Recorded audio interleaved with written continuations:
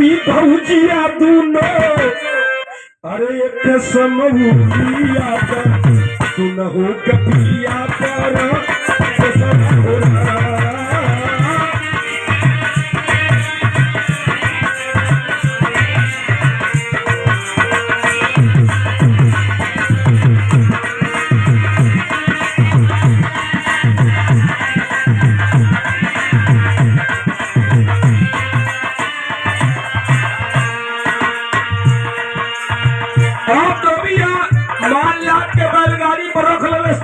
अरे धोबिया बतावे लागल बतिया ये राजा जी गौर कर। अरे धोबिया बतावे लागल बतिया ये राजा जी जन्नत दिखाई जाई गदहा से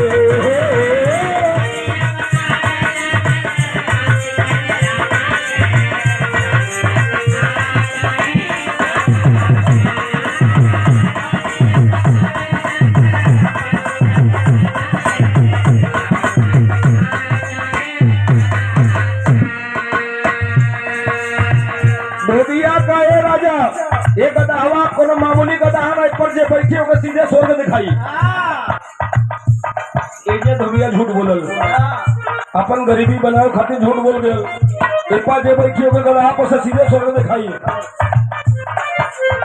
बादशाह इशारा कर बिरबल के बैठा बिरबल चलल बैठे बदन के लगल सुनका एक और खासियत हो कहला का धोबिया कलश की ये अपने आदत से मजबूर हो कबो घास भूसा ना खाला